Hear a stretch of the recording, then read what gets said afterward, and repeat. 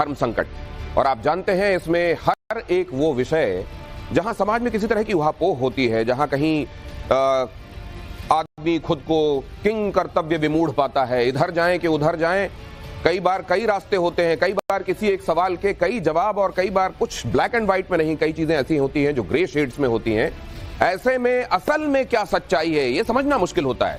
धर्म संकट में इसी तरह के तमाम विषयों पर, इसी तरह के तमाम व्यक्तियों पर चर्चा होती है, उनके इर्द गिर्द बात होती है। और आज एक बार फिर ऐसी ही शख्सियत हमारे साथ है, पूजा पाल। स्वागत कीजिए उनका। पूजा पाल, आप जानते हैं उन्होंने जो कहा, सदन के भीतर कहा, जिम्मेदारी के साथ कहा, आइए, और उसको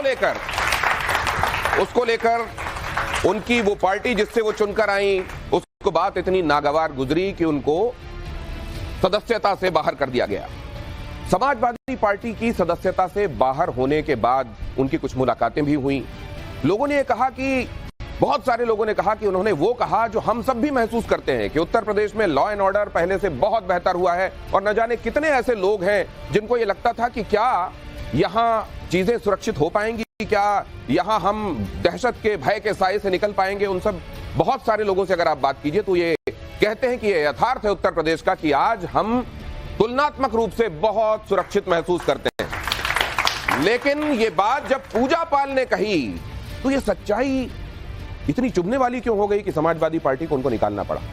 या फिर इसको देखने का असल में दूसरा एक पहलू है कि पूजा पाल को यह सच्चाई कहने के लिए इतने दिनों तक इंतजार क्यों करना पड़ा? पूजा पाल, आप जानते हैं कि उन्होंने जब चुनाव में खुद को मतलब राजनीति में लाने की शुरुआत की थी, इसलिए क्योंकि उनके पति का मर्डर हो गया था, जो वो सिर्फ 9 दिन की विवाहिता थी, और बहुजन समाज पार्टी ने उसके बाद उनका हाथ पकड़ा, चुनाव लड़ी, बाद में समाजवादी पार्टी में आई। इस दौरान ये कानून व्यवस्था वाला मुद्दा क्या उन पार्टियों में रहते हुए उनसे कभी कहा गया कि आप इन चीजों को सुधारिए? क्या उनकी कभी आलोचना उन्होंने सार्वजनिक रूप से कही कि आप कानून व्यवस्था वाली स्थितियों पर ध्यान नहीं दे रहे हैं? आज उन्होंने ये क्यों कहा? क्या इसके पीछे पॉलिटिकल कैलकुलेशंस हैं जिसकी वजह से उन्होंने ये कहा? और यही बात भांपते हुए क्या समाजवादी पार्टी ने उनको निष्कासित किया? ये मुख्य मुद्दा है जिसके इर्द गिर्द चर्चा होगी। लेकिन वो व्यक्ति भी हैं, वो इस देश की नागरिक भी हैं, वो एक महिला भी हैं, तो जाहिर है इन पहलुओं से भी चीजों को देखने की कोशिश करेंगे। बहुत स्वागत है आपका। सबसे पहले तो ये कि आपने कैसे ये तय किया कि आज की वो तारीख है जब मुझको आज ये बात कह देनी चाहिए जो मेरे मन में उमड़ घुमड़ रही?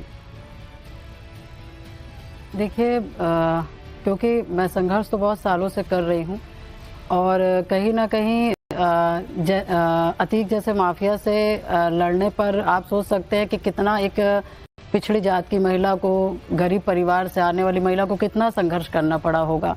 और कहीं ना कहीं राजनीति भी करी, मगर कहीं ना कहीं अंदर से बहुत पीड़ा भी मैंने झेला है। मगर हाँ, ये कह सकती हूँ कि जो मन में जो एक बात आई कि ये सरकार अच्छी है या अपराध पे ये अंकुश लगाती है, तो कहीं ना कहीं जब मैंने देखा कि इलाहाबाद में एक हत्या होती है, और जिस तरीके से योगी जी ने जिस तरह से कानून की जो जैसे रक्षा की जाती है, तो उस तरह से कहीं ना कहीं पीड़ित परिवार को तुरंत न्याय दिला करके उनको पीड़ित परिवार को न्याय मिला, तो कहीं ना कहीं एक आस दिखी, एक विश्वास हुआ कि उत्तर प्रदेश में ऐसे मुख्यमंत्री होने चाहिए।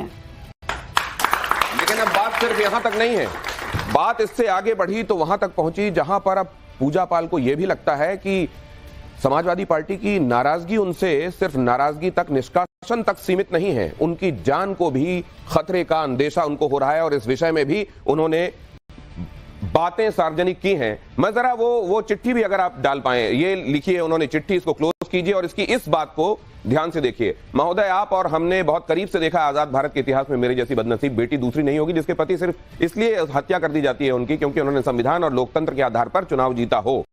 इस जगह पे फोकस रखिएगा, यहां क्लोज कीजिएगा।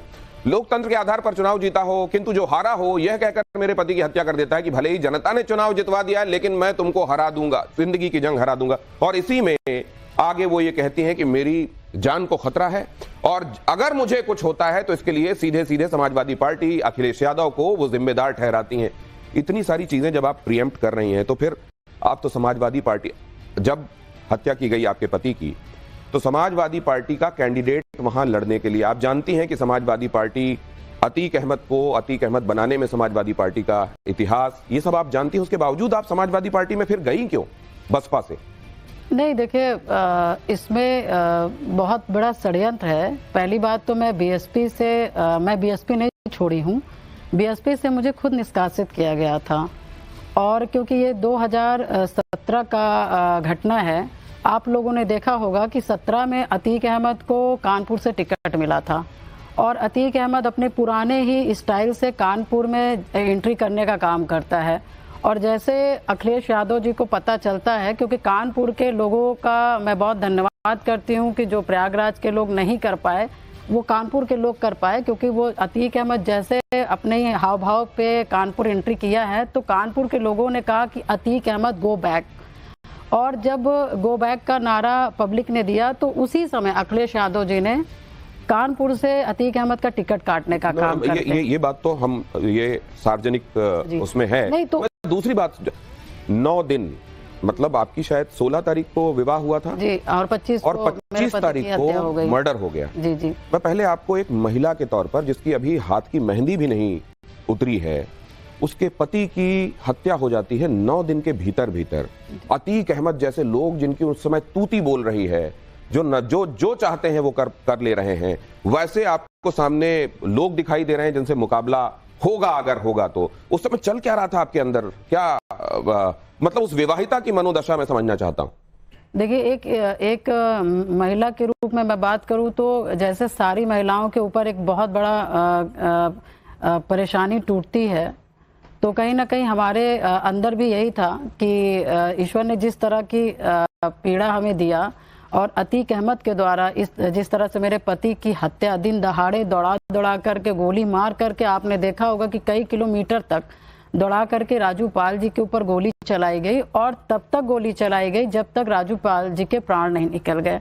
और जब मुझे पता चला कि अतीक और अतीक के गुर्गों द्वारा चारों तरफ से राजू पाल जी के गाड़ियों को आपको कैसे पता चला? उस समय आप क्या कर रही थी? मैं घर पे अपने घरेलू काम कर रही थी। मुझे पता चला तो कहीं ना कहीं जो एक महिला के ऊपर पीड़ा, पहली बात तो विश्वास ही नहीं हो रहा था। और मगर जब भीड़ लगने लगी, बढ़ने लगी, सब लोग रोने लगे, एक माहौल जैसा होता है उस तरह से दिखने लगा, तो मुझे लगा कि हाँ, हमारे लोग के साथ कहीं ना कहीं राजू पाल जी का कुछ ना कुछ घटना हो गया। और कहीं ना कहीं तो जब एकदम कंफर्म हो गया कि राजू पाल जी अब नहीं रहे, तो मान के चले मेरी मनोदशा तो एकदम बेकार सी हो गई थी। मगर ये था कि मेरे कान में उस समय मैं रो रही थी, चिल्ला रही थी। राजू पाल जी की डेड बॉडी लेने के लिए मेरी सास 80 साल की जो बूढ़ी थी वो दर बदर भटक रही थी, मगर कोई डेड बॉडी भी देने का काम नहीं किया। और मेरे कान में बस एक चीज जा रही थी उस समय, लोग चिल्ला भी रहे थे, रो भी रहे थे, मगर एक चीज कह भी रहे थे कि अतीक अहमद एक ऐसा दरिंदा है, एक ऐसा माफिया है, जो इसके सामने लड़ता है वो मार दिया जाता है। आज राजू पाल की भी हत्या हो गई और इसके खिलाफ कोई लड़ नहीं सकता, कोई कुछ कर नहीं सकता, जो करेगा तो इसी तरह से हत्या होगी। ये सुनते सुनते मुझे लगा कि नहीं, किस वजह से क्या होता है, कौन लड़ता है कौन नहीं लड़ता मैं नहीं जानती, मगर मेरे पति की हत्या हुई है और मुझे डेड बॉडी नहीं दी जा रही है। मैं अतीक अहमद से लड़ूंगी और उसके ऊपर FIR करूंगी। कहते हैं कि समय हर जख्म का इलाज होता है, तो क्या समय ने कुछ मरहम आपके उन जख्मों पर लगाई है? आज सब कुछ वैसा ही ताजा है, वैसा ही दर्द महसूस करती हैं आप? नहीं देखिए, मरहम तो मैं कह सकती हूँ कि 18 साल के बाद लगा है, नहीं तो मैं जब से राजू पाल जी की हत्या हुई है मैं आराम से नहीं रह पाई, ना कभी चैन से सो पाई हूँ। जो मुझे पीड़ा दिया गया है, शायद मैं सभी महिलाओं के दिक्कत होती होगी, मगर मैंने जो अपने